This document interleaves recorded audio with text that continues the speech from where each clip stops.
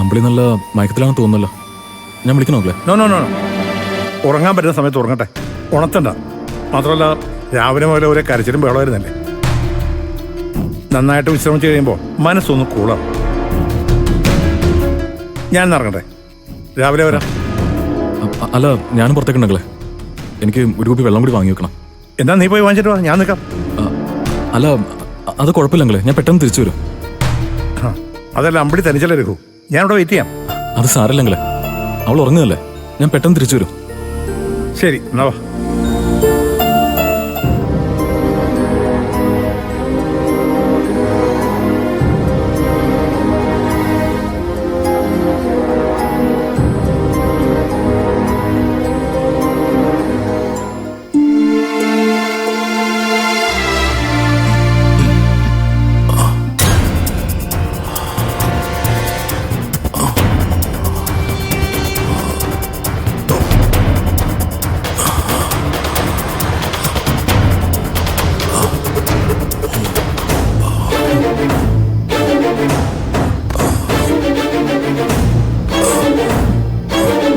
മാഷേ, മാഷേ, മാഷേ, എന്തു പറ്റി മാഷേ?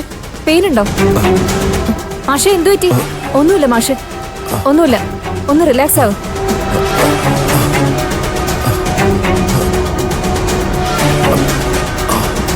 ആ ഡോക്ടറെ, ICU ന്നാണേ, ഒന്ന് വേഗം പറഞ്ഞേ.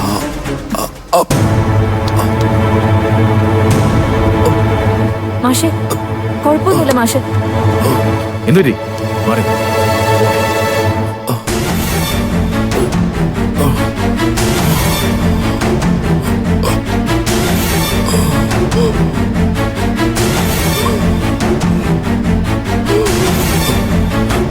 ഓക്സിജൻ കൊടുക്കാൻ നോക്ക്.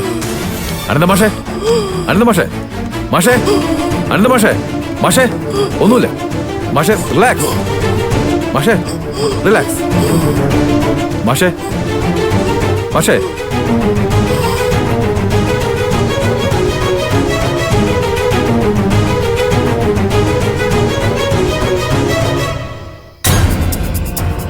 Oh my God.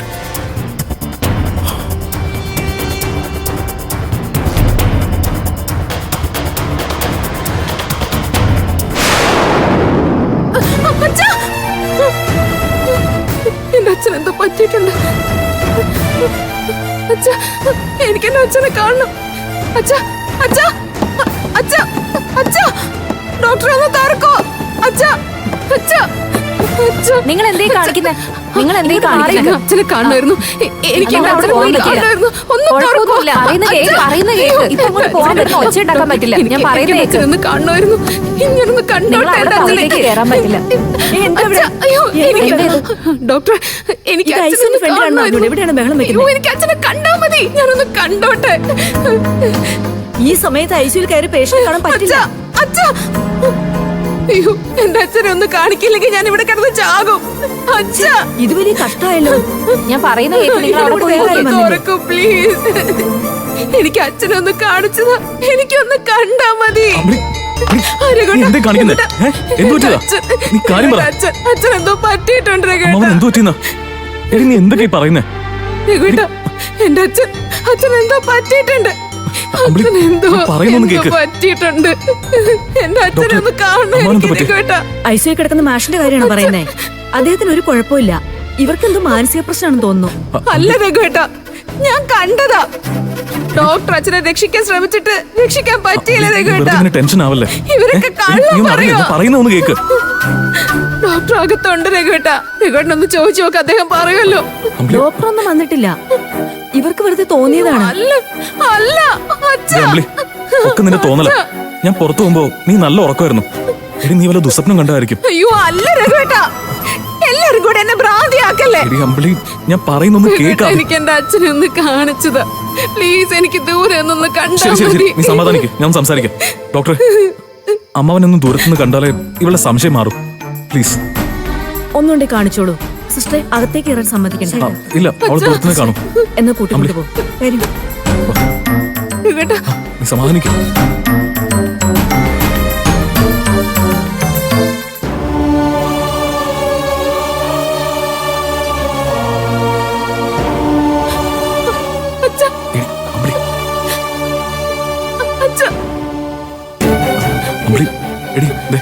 അമ്മ സുഖമായിട്ട് ഉറങ്ങുന്നുണ്ടല്ലേ? അച്ഛാ, അച്ഛാ, രഘുവേട്ടാ, എനിക്ക് എന്റെ അച്ഛന്റെ അടുത്ത് പോകണ്ട രഘുവേട്ടാ. എടി, പറ, നീ ഒന്ന് അടങ്ങി. എനിക്ക് എന്റെ ഞാൻ അച്ഛന്റെ അടുത്ത് പറയുന്നൊന്ന് പോകണം. കേക്ക്. ഞാൻ പറയുന്ന കേക്ക്. എടി ദേ, അമ്മ ശ്വാസം വലിക്കുന്നുണ്ടല്ലേ? എനിക്ക് അച്ഛന്റെ അടുത്ത് പോകണം രഘുവേട്ടാ. സിസ്റ്റർ ഒന്ന്. എടി അമ്പിളി, നീ നോക്കി. നിന്റെ മനസ്സിൽ എന്തോ ആശങ്ക കാരണം നീ ദുസ്വപ്നം കണ്ടതാ അമ്പിളി. അല്ല, എനിക്ക് എന്റെ അച്ഛന്റെ അടുത്ത് പോകണം. ഇതിനകത്തേക്ക് ഒന്ന് തുറക്ക് പോകാൻ സിസ്റ്ററെ. അമ്പിളി. അയ്യോ, ഒന്ന്. അവിടെ പോയി ഞാൻ ഇരിക്ക്. പറയുന്നൊന്ന് കേക്ക്. ഇല്ല രഘുവേട്ടാ. എടി അമ്മ ഒരു കുഴപ്പമില്ല, ഞാൻ പറയുന്ന കേക്ക്. അച്ഛാ. എടി നിന്ന് സമാധാനിക്ക്. എനിക്ക് എന്റെ അച്ഛനെ കാണണം അമ്പിളി, രഘുവേട്ടാ. നീ വന്നേ. ചേച്ചി ഇവിടെ കേറാൻ ഐസിയുടെ പറ്റില്ല. അമ്പിളി, മുമ്പിൽ ഒച്ചയെടുക്കല്ലേ അമ്പിളി. നിങ്ങള്?